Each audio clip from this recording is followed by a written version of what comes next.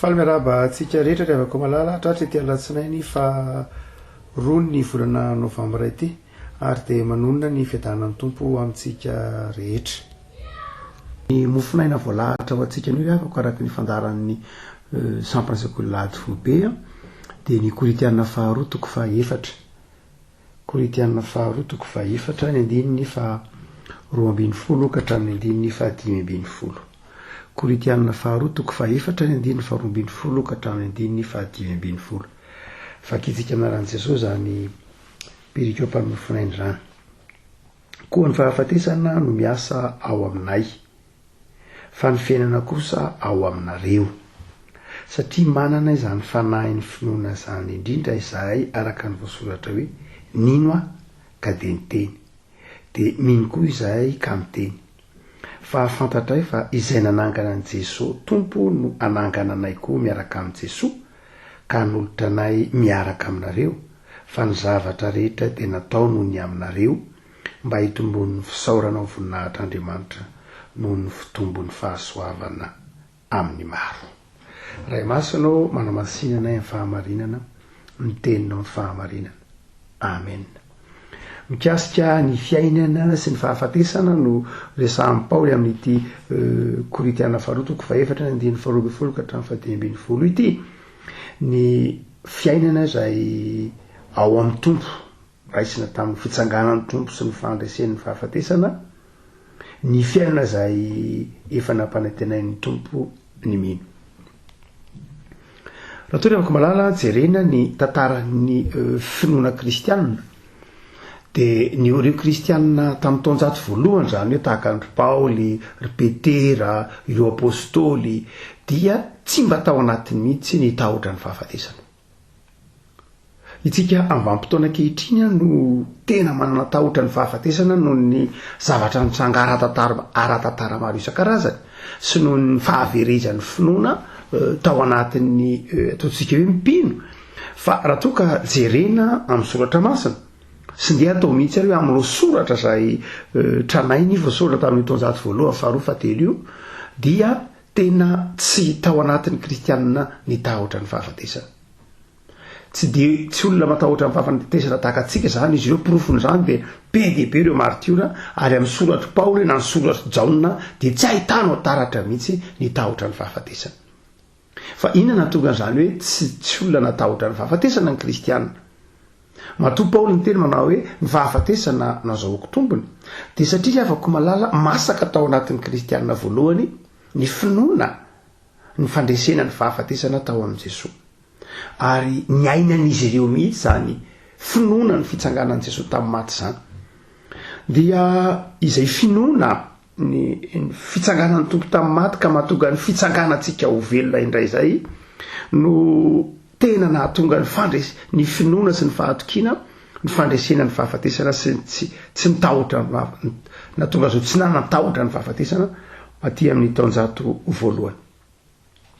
Ny zavatra nitranga dia raha toa ka jerena amin'ny soratry Augustin ohatra, raha jerena amin'ny soratra Augustin dia efa nanao io fametraham-panontaniana ihany Augustin. Aty amin'ny taonjato fahaefatra Augustin nanazavany hoe inona moa nahatonga ny olona tsy hatahotra ny fahafatesana tamin'ny taonjato voalohany, tamin'ireo olona mpiara-dita amin'y Paoly, mpiara-dita amin'ry Petera ohatra, ka nanaiky ho faty ho martiora na ary saika maty martiora daholo moa zany ny apôstôly rehetra. Fa inona nahatonga an'izany? Dia ny soratry Saint Augustin zany dia manazava fa misy karazana tsy fahafatesana na finoana tsy fahafatesana roa tao anatin'ny fiarahamonina tamin'ny taonjato voalohany. Ny voalohany dia ilay nataony amin'ny teny latina hoe posse non mori. Ny dikany hoe posse non mori dia ny hoe za dia afaka tsy maty. Za zany afaka tsy maty, zay ny dikany hoe posse non mori. Ary ny faharoa hoy Augustin dia ilay hoe non posse mori, izany hoe za tsy maty mihitsy. Ny zavatra nitranga zany tao anatin'ny tontolo ny fivavahana kristianina sy ny tontolo ny fiarahamonina izay ny roborobo ny fivavahana kristianina dia ireo toetsaina anankiroa ireo, posse non mori zany hoe za afaka tsy maty aho, sy ny hoe non possemory za tena tsy maty mihitsy. La hoe non possemory zany hoe za dia afaka tsy maty mihitsy, de tena toetsaina nolovana tamin'ny civilisation sy ny filozofia grika ary nolovana tamin'ireo ataontsika hoe nanaraka ny vavahana gnosticisme natao amin'ireo gnostika zany.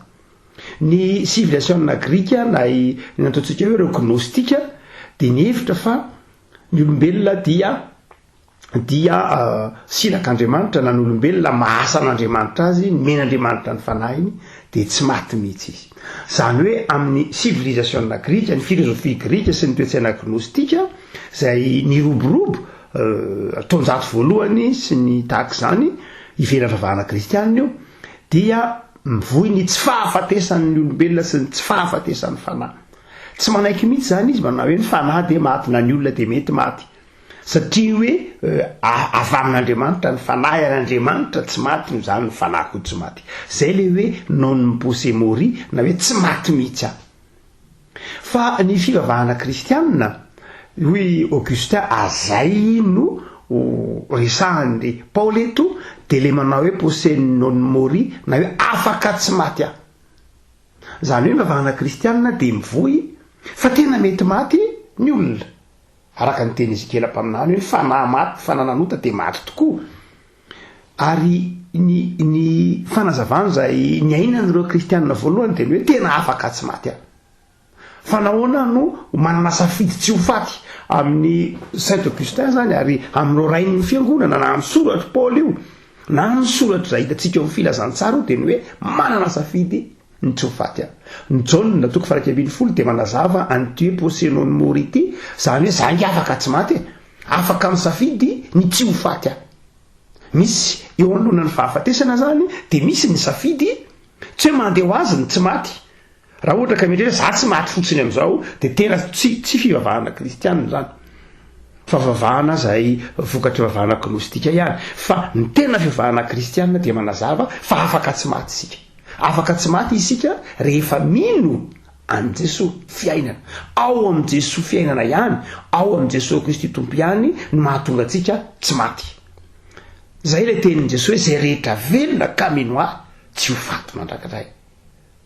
Zay la hoe Augustin manao hoe ny fiangonana voalohany inge, ny kristianina voalohany inge nino ny posse non mori hoe afaka tsy maty izy. Ary zay mahatonga ny Paoly eto manazava manao hoe zao ange nino aho ka de niteny ka fantatray fa izay nanangana an' Jesosy tompo no anangana anay koa miaraka am' Jesosy. Io lay posse non mori hoe izahay dia afaka tsy maty, fa safidinay ny tsy ho faty. Inona la hoe olona misafidy ny tsy ho faty? Mino ny fitsanganan'ny tompo tamin'ny maty. Ary ny fiangonana tamin'ny taonjato voalohany driavako dia nino fa ny batisa dia tena fandraisana zay tsy fahafatesana zay. Raha mamerina mamaky tsara ny soratra Paoly sika Romanina toko 7 manomboka ny 9:9 de izy manao hoe tsy fantatra reo ve fa na iza reo natao batisa ho an'i Kristy de natao batisa ho amin'ny fahafatesany, ka niarana tsangana tamin'ny batisa isika mba ho velona ao anatin'ny fiainam-baovao indray. Zany hoe ny fiangonana voalohany zany diavako de fiangonana nino fa io batisa io de tsy fomba mpivavahana akory. Io batisa io de tsy hoe endriky ivelany amin'ny sanatriny vava, fa io batisa io de tena fandraisana ny fitsanganany tompo tamin'ny maty ho fitsanganantsika ho velona. Ny batisa zany de fandraisana ny fandresen'ny tompon'ny fahafatesana ho fandresentsika ny fahafatesana. Ny batisa de tsy tany amin'ny ronon'ny Jordanina akory ny fanazavana azy, tsy teo amin'ny Jaona mpanao batisa koa, fa ny batisa de fandresena ny fahafatesana, fandraisana ny fitsanganan'ny tompo tamin'ny maty ho fandresena ny fahafatesana ho atsika. No zany de afaka malala de tena masaka ary nahery teo anatin'ny finoan'ny kristianina mihitsy tamin'ny fiangonana voalohany, ro rehetra velona tamin'ny taonjato voalohany, na ataoko hoe ireo vanim-potoana tapany voalohany tamin'ny taonjato voalohany sy ny faraparan'izany, de tsy azonozongozonina mihitsy ny finoany ny amin'ny fahavelomana ao amin'ny tompo, ny hoe ny faharesen'ny fahafatesana tamin'ny alalan'ny fitsanganan'i Jesosy tamin'ny maty. Fa raha toka somary jerena kosa ry afaka de hoe taiza ho aiza zany natonga ny kristiana natahotra ny kristiana natahotra ny fahafatesana. Hoy tsika manao hoe ny tonjato voalohany dia natanjaka be mihitsy ilay posé non mori, izany hoe lay finoana fa afaka tsy maty afaka tsy maty isika rehefa mino ny fitsakana ny tompo tamin'ny maty. Fa aty amin'ny tonjato fa mandeha ataontsika hoe firy fahatelo eo sy ny faefatra dia nanomboka noho ny firoborobon'ny filozofia grika dia nanomboka ny anazy toerana ilay toetsaina hoe non posé mori, izany hoe ilay toetsaina hoe tsy mety maty dia tafiditra tao anatin'ny fivavahana kristianina izy io. Fivavahana kristianina manao hoe za dia afaka nitsofaty. Ny filozofia grika dia manao hoe za tsy maty mihitsy. Dia noho ny firoborobon'ny sivilisiona grika dia saika takona ilay toetsaina hoe za afaka tsy maty noho ny finoko an'i Jesoa, dia saika takona ilay fampianarana gnostika ny hoe za tsy maty mihitsy. Ka be dia be ny kristianina ilay avako ankehitriny, be dia be ny kristianina mieritreritra ny hoe tsy maty ny maha-olombelona. Tsiry avako malala ao amin'i Jesoa ihany matotsika velona, matotsika tsy mandaitra amintsika ny fahafatesana, dia noho ny amin'ny Kristy nandresany fahafatesana. Fa tsy natioran'ny olombelona izany no mahatonga ny olombelona tsy ho faty, fa tena amin'ny alalan'i Jesosy Kristy velona ihany no mahatonga antsika velona ho aminy. Jesosy tena izao ny fananganana ny maty sy fiainana, na hoe izao ny fananganako velona, dia izao ao aminy ihany nisy ny fahavelomana. Fa ndraindray kristianina mieritreritra ary indrindra ny fivavahana ny finoana enti-paharazana malagasy, ny finoana enti-paharazana malagasy dia minony tsy fahafatesany fanahy. Io tenin'Andrianampoinimerina mazava ny fampianaran'Andrianampoinimerina, izay daholo ny endriky ny ataontsika hoe ny rafim-pasana, ny arsitektura ny fasana, ny kolotsaina malagasy momba ny fahafatesana dia tsy dia manaiky fa tsy dia mihevitra fa tsy maty ny fanahy. Noho izany dia ndraindray tafiditra tao anatin'ny kolotsaina malagasy kristianina sasany ka ampifangarony lay civilisation grika, filozofia grika izay manao hoe tsy maty za mihitsy ny olona, sy ny fivavahana enti-paharazana malagasy manao hoe tsy maty ny fanahy. Dia takona ilay fivavahana kristianina manao hoe safidy ny tsy maty, azonao atao tsy maty raha mino an'i Jesosy Kristy tompo ianao. Io tena fantahirana napetraka Jesosy tamin'ny Maria mihitsy io tamin'ny Marta mihitsy manao hoe mino zany ve ianao, zany afaka misafidy ange ianao hoe ny tsy ho faty. Dia hoy Marta manao hoe mino zany rehefa malala dia tokony ho an-tsain'ny kristianina dia mahay manavaka tsara amin'ity alahady andeha hoe talata vao ambadiky ny fetin'ny tsy fetin'ny maty fa mikazy fiaheverana zao tontolo zao moa ny fahafatesana ity, dia tsy tokony adononao fa safidy ny tsy fahafatesana. Safidy ino an' Jesosy tompo sy mpamonjy. Tandre masao latsaka ao anatin'ny fiheveran'ny filozofia grika na ny toetsaina enti-paharazana manao hoe ny fanangy mandehandeha ny fa mivovoka fotsiny eo ka dia karakaraina ny nofo sy ny tahaka izany rehefa malala. Tsy dia zay loatra. Noho izany dia hoy tsika manao hoe rehefa niditra tao anatin'ny fangaro tao anatin'ny fivavahana kristianina ilay civilisation grika dia lasa nandiso ny fiheveran'ny kristianina sasany satria tsy azony tsara momba ny fahafatesana. Aty amin'ny vokatrio ataontsika hoe tonja fidirana izany zavatra izany dia nanomboka ny salasala ny amin'ny fahafatesana amin'izay ny kristianina. Aty amin'ny tonjato fahaefatra sy ny fahadimy no nanomboka ny salasala momba ny fahafatesana ny kristianina. Ary hitantsika fa aty amin'ny tonjato fahaefatra ambin'ny folo fahatelo ambin'ny folo amin'ny tantaran'ny izao tontolo izao any moyen âge tsika be dia be ny olona maty mipesta tamin'izany fotoana izany dia tafiditra tao anatin'ny fiarahamonina ny tahotra ny fahafatesana. Ary rehefa tsy mafy intsony ny famoahana ny hevitra ny soratra masina mikasika ny fahafatesana, fanazavana momba ny fahafatesana, dia tafiditra nanjaka tao anatin'ny fiarahamonina lay fiheverana ny tahotra ny fahafatesana. Ary amin'izao arenatsika izao raha moa dia misy mihitsy hoe filozofia transhumanisme. Ny filozofia transhumanisme zany dia tena ny any ambadika an'io dia zao tahotra ny fahafatesana, na koa tsy te ho faty na koa te ho ela velona arak'izay azo atao, dia mampiasa fitaovana isan-karazany, mieritreritra ny olona ho tahaky ny machine na tahaky ny milina lehibe anankiray, ny filozofia transhumaniste.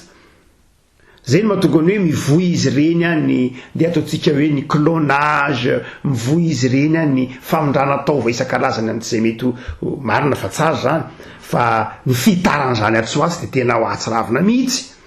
Mety sanatria isy fanamboarana taova ary hivarotana taova toy ny fividianana pièce détachée tsotra fotsiny, ary dia ity philosophie transhumaniste ty de mihevitra mihitsy any aparany any any aorindrina any hoe ny olona de tahaka ny milina ka ny pièce simba de soloina fotsiny, hoe simba ny fo soloiny fo fa misy varotra fo azy, simba ny aty misy aty de amboary ny aty soloina fotsiny. Zay philosophie zay ataontsika hoe ny ao ambadiky zany de philosophie tahotra ny fahafatesana, tsy philosophie zay manome toerana ny ainy zany, fa philosophie mandrava ny aina, na tsy toetra ny finoany zany, fa zany lay toetra lay ambarany Augustin hoe non posé mori, lay hoe tsy maty zany ka dia mieritreritra hanolo ny vatana, ny fitaova amin'ny vatana ho tahaka ny fanolo piesy amina fiarakodina amina famataranandro ohatra.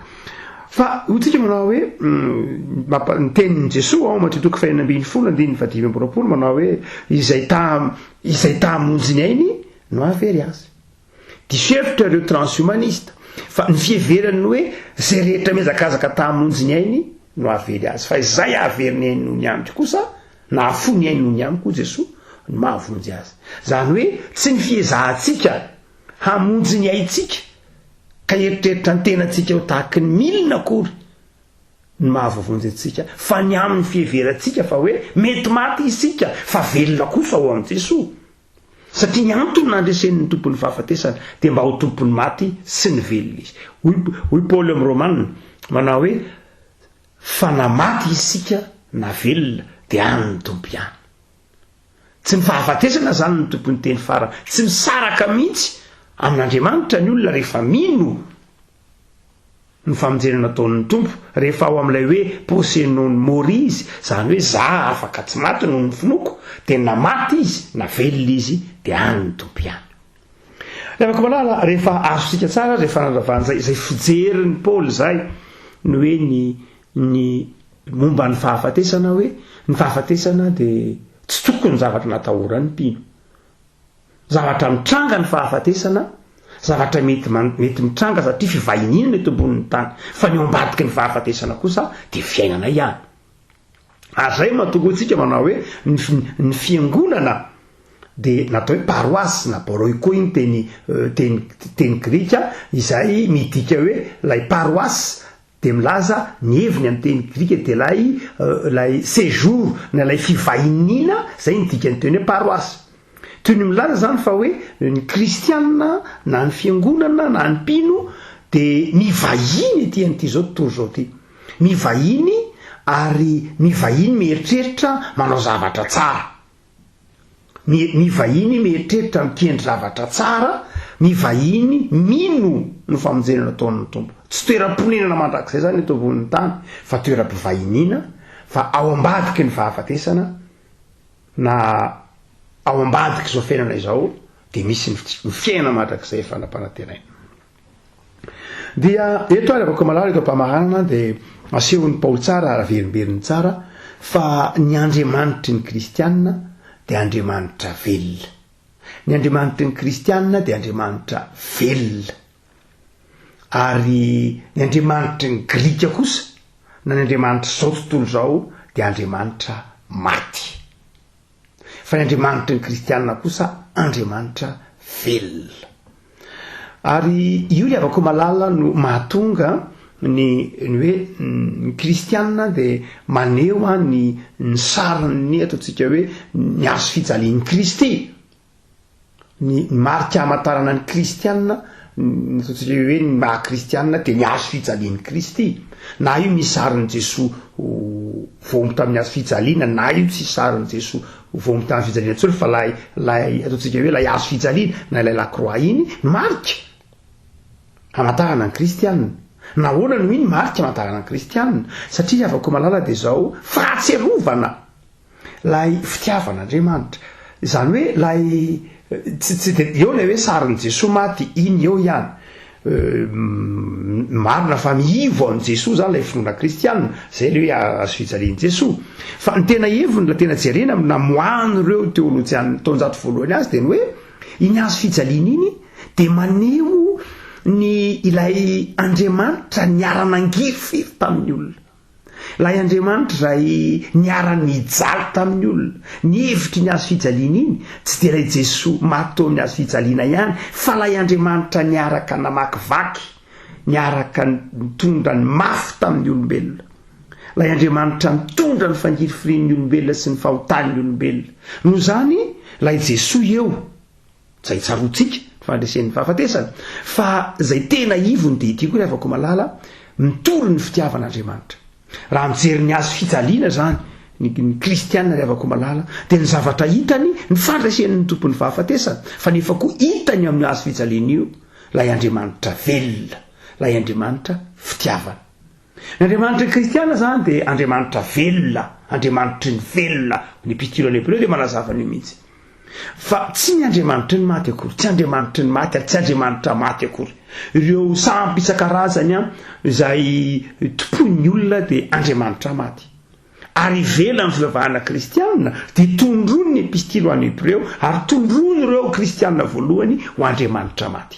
Rehefa tsy ao Jesosy dia Andriamanitra maty. Zay amintsika fivavahana kristianina ry havako. Tsy mitady io rehefa tenenin'ny tompo ray maka teneny misy tamin'ny mpianatra fa tsagara tamin'ny maty ny mpianatra ka nandeha azy tany amin'ny fasana dia nikaroka azy tany amin'ny fasana dia hoy Jesosy fa nahoana no tia maty anareo no mitady ny velona, inona no lehanareo aty am-pasana, aizany misy velona tadiavinareo aty amin'ny fasana. Dia Andriamanitra Jesosy atsika dia Jesosy any amin'ny fasana intsony, Jesosy any amin'ny fahafatesana fa Jesosy velona no Andriamanitra ny kristianina. Ary ivelona izay Jesosy velona izay dia Andriamanitra maty. Inona ny akon'izany ry havako amin'ny fiainana kristianina? Ny Andriamanitra kristianina dia Andriamanitra velona iteneniny Paoly io tsara. Hoy izy manao hoe voageja manodidin'izay nefa tsy tery. Dia hoy izy manao hoe very hevitra nefa tsy mamoy fo, mitondra ny fahafatesan'i Jesosy mandrakariva amin'ny teny izahay. Fa izahay izay velona dia atolotra ho amin'ny fahafatesana mandrakariva no miamin' Jesosy mba haseho amin'ny tena ny nofinahy mety maty ny fiainan'i Jesosy. 12 tsy ketraka izahay fa na dia mialevina aza ny toetra ivelany havaozana isan'andro ny toetra anatiny ny fahorianay maivana. Inona dika zany rehetra zany? Ilay Andriamanitra velona zany amin'ny Paoly dia Andriamanitra azo ny velona ianterana. Ny Andriamanitra velona dia ilay Andriamanitra miay ny velona, ilay Andriamanitra azo ny velona ianterana, ilay Andriamanitra azo ny velona iankinana, ilay Andriamanitra velona dia ilay Andriamanitra izay miaro ny fiainany velona, miaro ny fiainantsika. Ny Andriamanitra maty kosa dia izao izy no arovana. Ny Andriamanitra maty dia ny velona indray ny miaro azy, ny velona indray ny miasa ho azy, ny velona indray ny manompo azy, ny velona indray ny manolotra ho azy, ny velona indray no mikarakara azy. Zay no Andriamanitra maty.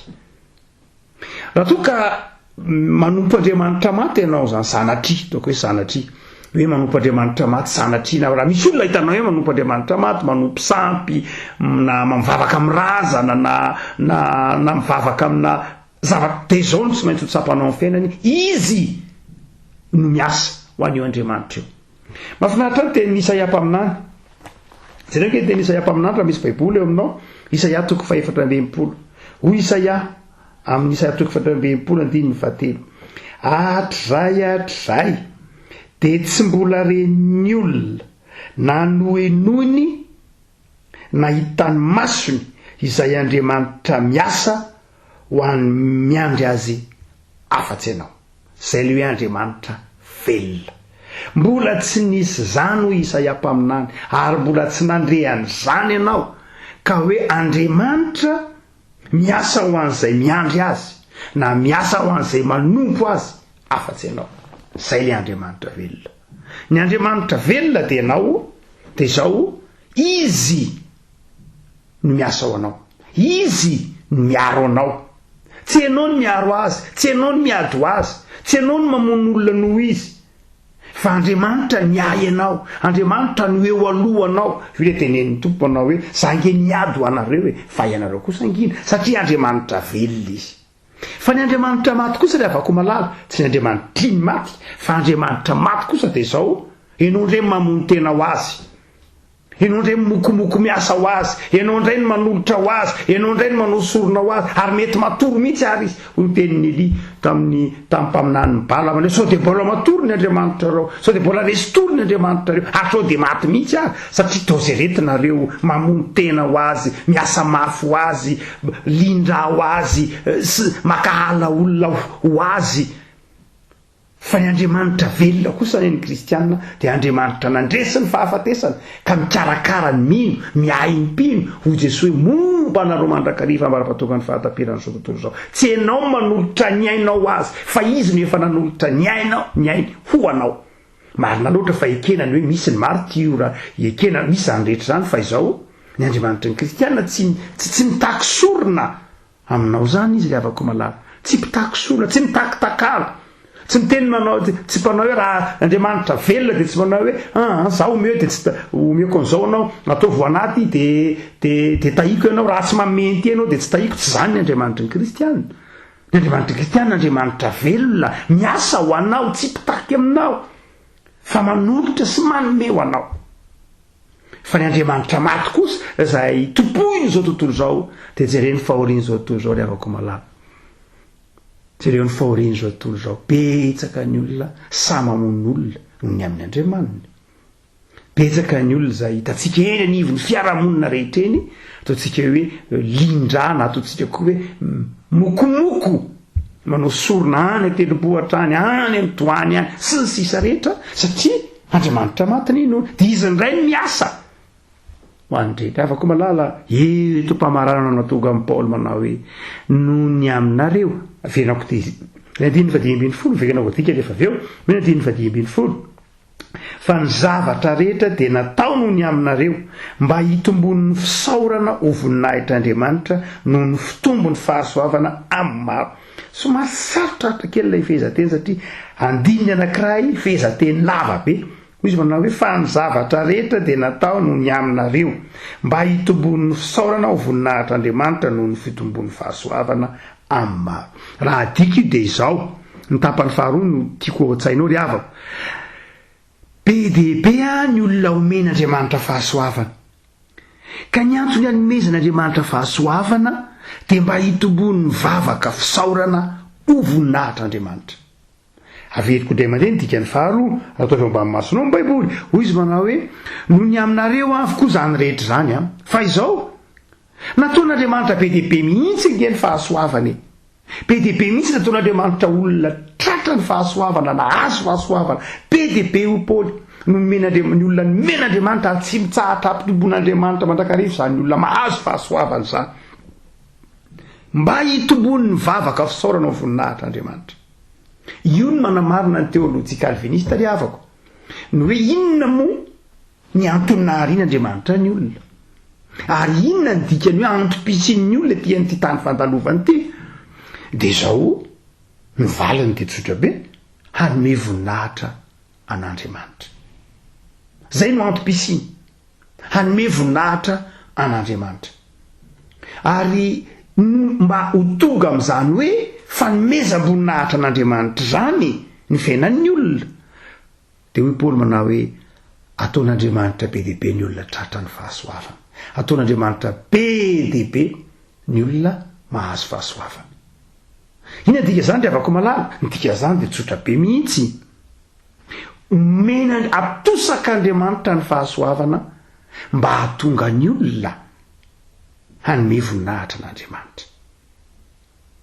Ry havako malala, Andriamanitra velona Andriamanitra ho tsika, ka Andriamanitra manome, mampitosaka ny fahasoavana mba hahatonga antsika hanome voninahitra an'Andriamanitra. Ny mahamaika an'Andriamanitra zany ry havako malala dia ny fisaorana sy ny fanomezam-boninahitra ny anarany dia raha mita anatin'ireny fiangonana maro isan-karazany ireny ianao indrindra ny fiangonana protestanta dia mahita sohatra manao hoe ho an'Andriamanitra irery ihany ny voninahitra misy jangam-bato ao misy takela-bato ao misy fanompoam-pivavahana ao isaky ny manao zany mifahana ny fotoam-pivavahana dia misy mandrakarivany hoe ho anao Andriamanitra ny voninahitra ny ao ambadika izay ho anao an'Andriamanitra izay ny voninahitra dia izao mitombo isandraikay ny olona nahazo fahasoavana dia afaka malala toam-pamaranana ny Andriamanitra ao Andriamanitra ny fahasoavana ny Andriamanitra ao Andriamanitra velona ka tsy mitsitsy fahasoavana ho an'ny olombelona ny mahamaika an'Andriamanitra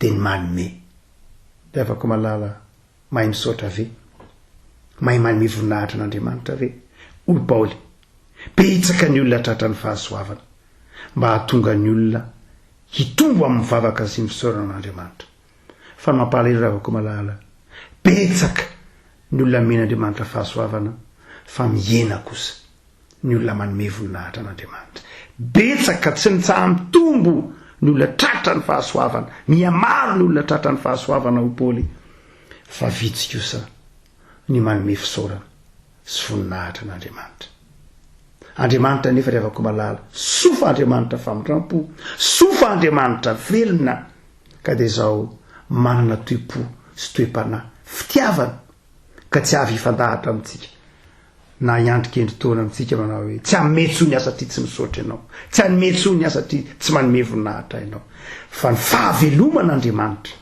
dia midika fahavelomana ao atsika noho zany dia afaka malala engany raha tsy efa tratra ny fahasoavan'Andriamanitra sahady ianao matoa velona tahaka zao matoa salama tahaka zao izao ny tenin'ny Paoly manao hoe engany hitombo ao anatinao ny vavaka sy ny fanomezam-boninahitra an'Andriamanitra matoki ary fa velona ny Andriamanitra ao ary matoki fa afaka ny tsy ho faty noho ny amin'i Jesosy Kristy tompo ianao hivavaka sika tompo misaotra anao zahay noho izao ato ambadiky ny fotoana izay atsiarovany izao tontolo izao momba ny fahafatesana ka iazakazany izao tontolo izao eny amin'ny toerany maty izao no ampahirezanao anay fa tsy any amin'ny toerany maty tsy any amin'ny maty no dadiavana ny fahavelomana fa ao aminao Andriamanitra irery any ary safidy ho anay ny tsy fahafatesana amin'ny alalan'ny finoanay ny fandresena izay nomeny Jesosy anay